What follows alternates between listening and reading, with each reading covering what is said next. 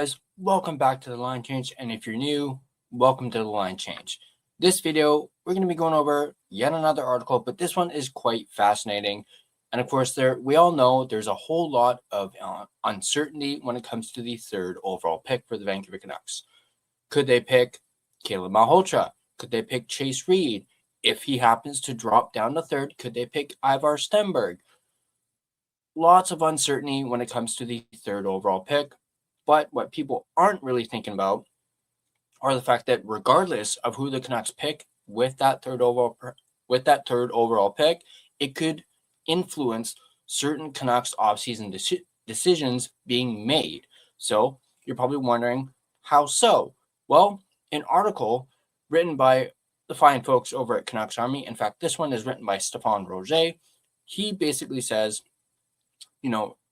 the fact that there is this uncertainty with the third overall pick selection, it puts offseason decisions in flux for the Vancouver Canucks. So let's go ahead and check this out. We're going to go down to this part in particular. If I can find it here. Right here. We're going to start from here. In other words, the Canucks know that whoever they pick at the top of this draft will be a key piece of their rebuild moving forward. We know that for a fact. Maybe even the centerpiece of their rebuild for the time being. And that's, of course, regardless of who they choose. But they don't know whether that player will be a left winger, a center, a left shot defender, or a right shot defender. And that can't help but throw a bit of a wrench in their immediate plans. So the Canucks will be looking to move a few more veteran bodies off their active roster this summer to bring in as many future assets as they possibly can and create space for younger players, including that third overall selection, because we all heard what Jim Rutherford said at his year-end press conference. He wants the third overall selection to essentially play in the NHL this upcoming season, which is crazy talk. But exactly which veteran bodies will be at least a bit dependent on where this new prospect will actually fit into the equation. So basically what they're saying here is, depending on who they select with the third overall pick, will influence which veteran body will likely be shipped out. So here's an example right here. If you draft Stenberg at third overall, you're probably going to be trading Jake DeBrusk, who goes from an option to a priority. So basically, if you draft Stenberg, and let's just do this as an example. So the Canucks draft Ivar Stenberg at third overall. Their priority is going to be trading Jake DeBrusk so Stenberg can take that spot. Now, if the team wants, of course, Stenberg to get an immediate opportunity in the top six, and also wants to continue to increase someone like Liam Ogren's role, that basically requires Jake DeBrusk being shipped out and out of the way. This is basically what Stéphane Roger is saying in this article. On the other hand, though, if you draft one of the left-handed defensemen like Carels or Smits at third overall, the priority moves become who you should ship out becomes Marcus Pettersson. That's a contract the team might want to get out of sooner rather than later. I wholeheartedly agree. I absolutely hate that contract. But if the team wants an immediate pathway for this new defender, whether it's Carels or Smits, on their left side, they'd have to clear Pettersson out. Then running the left side of Z Bulliam, DPD, and the new arrival would be interesting and would probably require the offseason acquisition of some veteran presence on the right side to balance it out. Draft one of the right-handed defensemen like a Verhoeff or a Chase Reid, and the need for an immediate change lessens.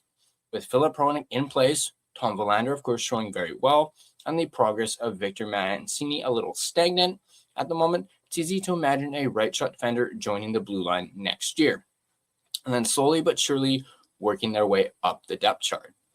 But draft a right-handed defenseman as good as Verhoeff or Reid, both of whom are said to have some top-pairing potential, and an eventual trade of Hronek becomes almost inevitable down the road. So basically what they're saying is, if you draft Verhoeff or Reid, Hronek becomes expendable down the road, and you're likely going to want to move off of that contract and trade him for assets in the future.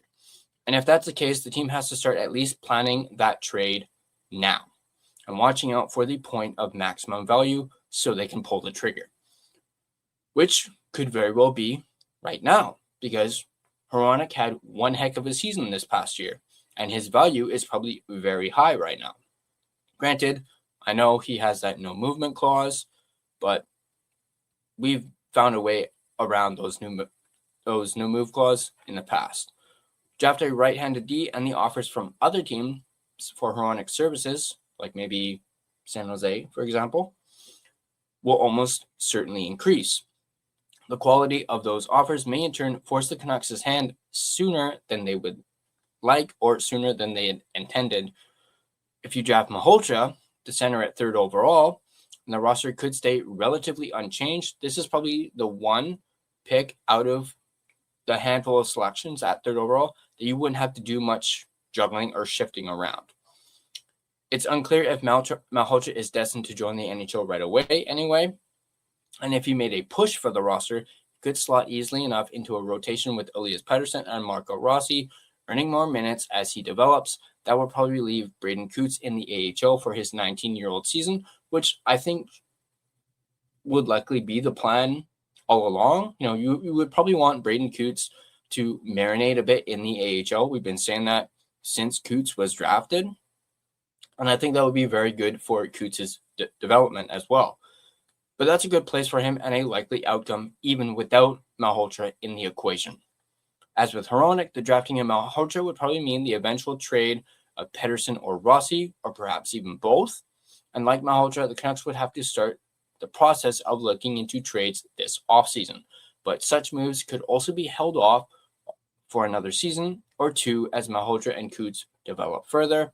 Drafting Malhotra definitely seems to have the fewest immediate implications for the Canucks. So once again, as I said, out of who they could draft 3rd overall pick, Malhotra seems like they would have to do not as much compared to like Chase Reid or even Ivar Stenberg or Verhoeff or Essential. Of course, that's only true when it comes to the roster.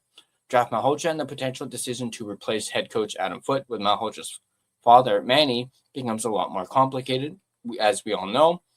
Too complicated, probably, which would lead the organization to go in a different direction on its next bench boss, and that might have long-term implications than any one roster-related decision.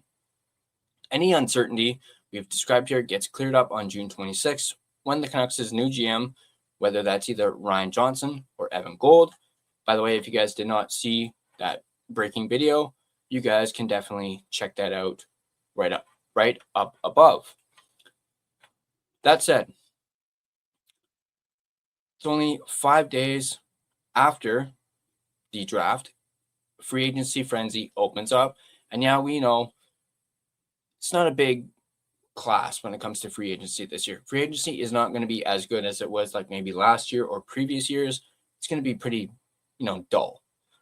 The end result of it all might be that the Canucks have to do a bunch of their business on day 2 of the draft, trying to shift out an excess veteran or possibly 2 to bring in some later picks.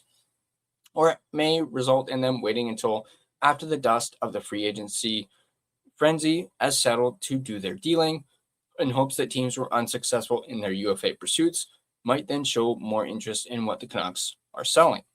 Overall, however, the uncertainty around the 3rd overall pick means that whoever the Canucks hire to helm their next front office's first job will be to wait and see who the Sharks are going to pick, wait and see who's left for the Canucks, and then wait and see what trades need to be made to accommodate the growing and changing shape of the new core.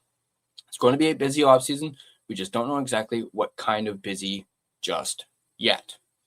So, I want to know what you guys think. Let me know in the comments down below. What are your guys' takes on the uncertainty of the 3rd overall pick? I know we've talked about who the Canucks should pick and whatnot, but would you agree with what Stéphane Roger is saying in here? For example, if you draft Stenberg, do you believe trading Jake DeBrusk or moving that contract out is a priority for the Vancouver Canucks? Let me know in the comment section down below. Same thing applies for the defenseman. Do you guys believe that would basically mean the end of Marcus Pettersson here in Vancouver? Would they need to prioritize shipping him out if they were to draft a left-handed defenseman? Or do you believe that Filip Hronek should be the one moved if they were to go with a Verhoeff or a Chase Reid? Let me know in the comment section down below what you guys think. And of course, as always, a big shout out and thank you to the sponsor of this video, DraftKings Sportsbook, which is an official sports betting partner of the NHL. The Stanley Cup playoffs are here, and DraftKings Sportsbook, an official sports betting partner of the NHL, has a new customer offer. Bet player props, bet live from the opening faceoff to the final horn, where every moment matters. New DraftKings customers bet just $5 and you get $100 in bonus bets instantly. Download the DraftKings Sportsbook app and use code THPN so you're ready for the moment. Once again, that is code THPN. Turn $5 into $100 in bonus bets instantly in partnership with DraftKings. The crown is yours. Gambling problem? Call 1-800-GAMBLER or 1-800-MY-RESET. New York, call 877-8-HOPE-NY or text HOPE-NY. Connecticut, call 888-789-7777 or visit ccpg.org. On behalf of Boot Hill Casino in Kansas, wager tax pass-through may apply in Illinois. 21 and over in most states. Void in Ontario. Restrictions apply. Bet must win to receive bonus bets which expire in 7 days. Minimum odds required. For additional terms and responsible gaming resources, see sportsbook.draftkings.com/promos. Limited time offer. Thank you guys for watching. If you guys enjoyed this video, on your way out, you can hit the like button and subscribe to the Line Change for more Canucks and draft-related content. And also become a member to receive exclusive perks, members-only videos, early access to videos such as like this one. Once again, thank you guys for watching, and I'll catch you guys in the next video.